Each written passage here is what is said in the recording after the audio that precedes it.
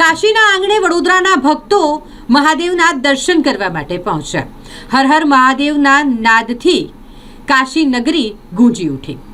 વડોદરા શહેરમાંથી મોટી સંખ્યામાં શિવભક્તો શ્રદ્ધાભેર કાશી વિશ્વનાથ મહાદેવના દર્શન કરવા માટે પહોંચ્યા। કાશીમાં કાશી વિશ્વનાથ ધામના ભવ્ય નિર્માણ બાદ વડોદરાના માઈ ભક્તોમાં ખૂબ જ ખુશી અને શ્રદ્ધા જોવા મળી રહી હતી। ને આખરે તેઓ જ્યારે કાશી વિશ્વનાથ મહાદેવના દર્શન કરવા માટે પહોંચ્યા હોય તો સૌએ ધન્યતા અનુભવી। વડોદરાના વિવિધ મંડળો અને શ્રદ્ધાળુઓએ ગંગા આરતીનો લહાવો લીધો। પવિત્ર ગંગામાં સ્નાન કરી બાબા વિશ્વનાથના ચરણે શીશ ઝુકાવ્યું।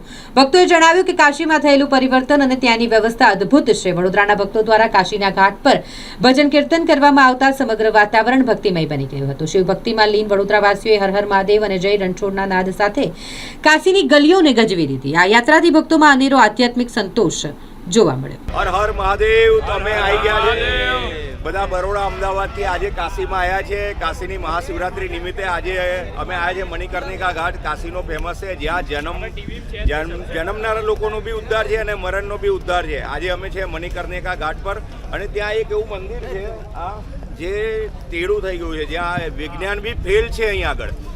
તો અહીંયા આગળ જ્યારે રાજાએ મંદિર બનાવ્યું ત્યારે એને સંકલ્પ લીધો પાણી લઈને કે આ મંદિરમાં આમાંથી હું મારા માનીમાંથી હું મુક્ત થઈ જાઉં, માના એમાંથી ઋણમાંથી।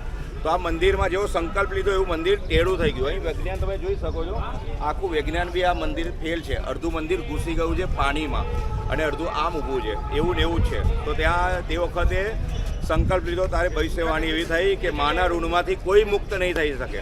એ આ એક જગ્યાનો એક ચમત્કાર છે। કાશીની અંદર એક એક જગ્યાએ મહાદેવનો વાસ છે અને હજુ તમને આગળ અમે બતાવતા રહીશું। આ મંદિર તમે જોઈ શકો છો કે આખું ટેઢું થઈ ગયું।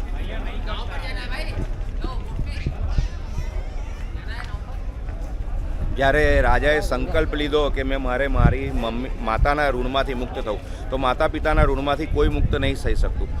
એ આજના યુવાનો માટે જરૂર શીખવા જેવી એક બાબત છે। આજે વિશ્વનાથના દરબારમાં એક મોટો ચમત્કાર છે કે અહીંયા આગળ વિજ્ઞાન બી ફેલ છે कि आ केवी रीते आड़ू है हूँ है आવું ना જ રહી શકે। यहाँ पे जो बॉडी होती है वो कितना होता है दान करने के लिए? ये आपके अपने श्रद्धा के ऊपर है। अपने श्रद्धा के पर। तो અહીં તમે જોઈ રહ્યા છો કે ભાઈ અહીંયા આગળ એટલા બધા લાકડા છે અને રોજની હજારો બોડી આવે છે અને કેટલાય ટાઈમથી ચિતા ચાલતી જાય છે અને ચાલે છે, કારણ કે આ કાશી નગરી મોક્ષની નગરી ગઈ છે। અહીં મચ્છર બી બને તો એને મોક્ષ મળે છે। આ બધું આપણે આવનારી પેઢીને ધ્યાન રાખવું બહુ જરૂરી છે કે મહાદેવ કોણ છે, શિવ સમાન દાતા નહીં એટલા માટે જ કહેવામાં આવે છે। કંઈ મચ્છર કીડી કોઈ બી મરે તો એને મોક્ષ કહેવામાં આવે છે। અહીં તમે જોઈ રહ્યા છો બધા લાકડાના ઢેર લગાવેલા છે।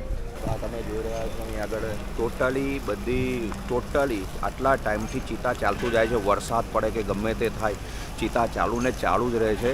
આ કાશી નગરીમાં જીવતો માણસને બી મોક્ષ છે અને મરેલા માણસને તો મોક્ષ આપે છે। ભગવાન એનું કોઈ ખાતું જોતું નહીં, એનું એટલું મહિમા છે। ભગવાન મહાદેવના ત્રિશુલ ઉપર ઊભેલી આ કાશી નગરી છે અને આ 12 જ્યોતિર્લિંગમાંથી એક હૃદય શીલ છે બાબાનું। એટલે અહીં આવું તારે જરૂર અહીં આગળ તમને એક વૈરાગ્ય અલગ જાગશે।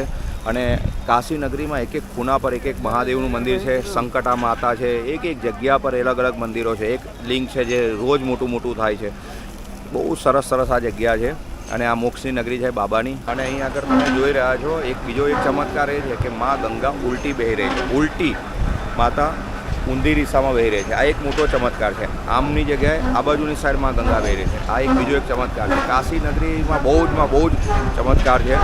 બાબા સાક્ષાત અહીં બિરાજમાન હોય છે અને અહીંયા મૃત્યુ એ મહોત્સવ કહેવાય છે। મહોત્સવ આનંદથી બધે બોડી આવતી હોય છે અને દેશ વિદેશથી જહાજોમાં બી અહીંયા તમે જોઈ શકો છો બધી સૌ આવી જાય છે।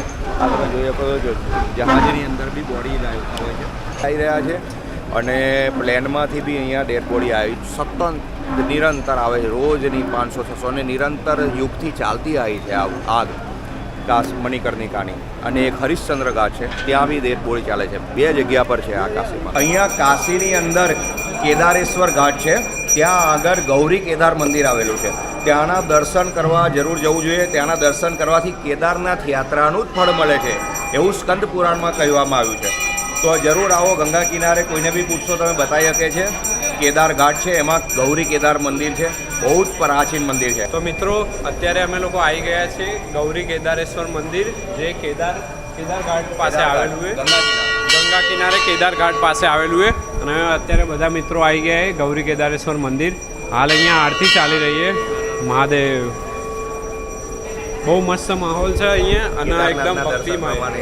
અહીંયા આગળ તમે આવો અને દર્શન કરો તો કેદારનાથ મહાદેવ તમે જાઓ એટલું ફળ મળે તમને, એટલું તમને પુણ્ય મળે. કેદારનાથ તમે કેદારના દર્શન કરો ને અહીંના દર્શન કરો, સેમ જ છે. એટલું એનું મહત્વ છે સ્કંદ પુરાણની અંદર. હા, હર હર મહાદેવ. અને